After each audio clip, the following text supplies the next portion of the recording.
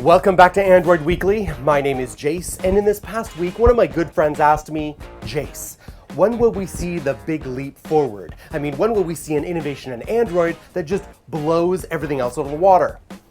And I didn't have the most satisfying answer for him at the time, because when it comes to phones, I think we're going to see incremental improvements. And when it comes to wearables, though, that's where we might see big leaps forward. But then Google came out with Project Tango. Now, I'm willing to forgive the bezels that look like they're a throwback from 2008, because on paper at least, this tablet is a beast. The Project Tango Tablet has a quad-core NVIDIA Tegra K1 processor with 4 GB of RAM, 128 GB of storage, 1080p display, motion tracking cams, LTE, and integrated depth sending technology with USB 3.0, micro HDMI, and of course Android 4.4 KitKat. As you can see, this tablet is without a doubt the most impressive Android device on the planet, at least in terms of raw specs to date.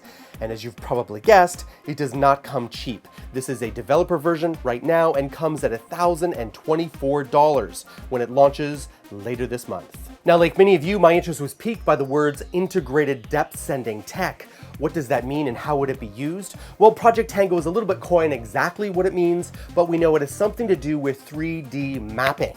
So I could imagine, for example, if you were going to buy a house or rent a house, instead of having to go and visit 20 different houses before you chose one, you could go to a website and view 3D rendering or internal mapping of that particular residence.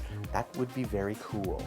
Moving on to news about the much anticipated Android 4.4.3 update. As expected, the update has been full of bug fixes. The dialer and people apps have been updated. There have been fixes to Bluetooth issues that some folks have been experiencing, as well as a fix for popping sounds with FLAC audio files. There's also been improvements for low volume on wired headsets, better camera focus for the Nexus 5, audio quality improvements, also a fix for Wi-Fi drop issues, and plenty of improvements and fixes that affect Art, Delvic, and many other apps. But you should know the update brought new bug fixes, one dealing with LTE performance issues, and the second one we know of deals with LED notifications failing when you have missed calls. Now, for all of you in the market for a mid-tier phablet, Sony might have some good news for you. The Xperia T3 features a 5.3-inch HD display, and it features a Bravia Engine 2 with enhanced video and image quality.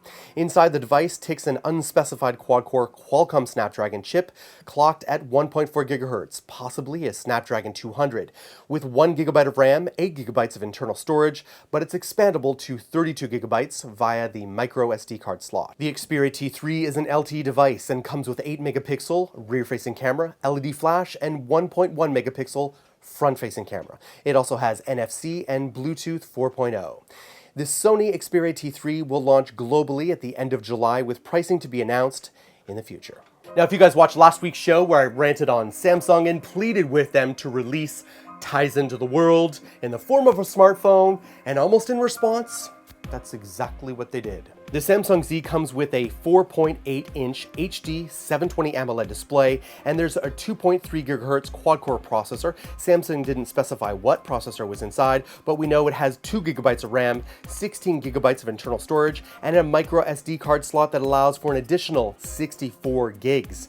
The rear shooter is an 8 megapixel model, while the battery is a respectable 2600 mAh battery. Now, so far as we know, Tizen from the beginning has been designed to have a consistent user experience right across all platforms, whether that's a phone, tablet, or even a vehicle. Now, up until the phone came out, Tizen only powered the Gear Watch and, of course, the camera. So we have lots of hopes for Tizen. If anyone actually gets this phone, I'd love for you to tell me what your experience was. Put it in the comments below or send me a message via Google Hangouts. If you have that phone, I would like to get that message. So before we go, let's have some rumor time. And I'm talking about the Galaxy F or the Galaxy S5 Prime, depending on which rumor you believe. Now, this appears to be a press render, which could give us the first look at the premium S5, or as EVLeaks calls it, the supposed Galaxy F. At a glance, we notice the chrome frame around the device and the brushed finish of the back cover, which may actually be metal or textured plastic similar to the LG G3. Samsung is no stranger to brushed metal textures. It used a very similar finish on the plastic Active S Windows Phone. The camera, flash, and heart rate monitor are back and seem identical to the S5, but the front camera is in a different position, just to the right of the earpiece grill. Thanks for watching, Android Army. My name is Jayce. Love to connect with you here on Google Plus or Twitter.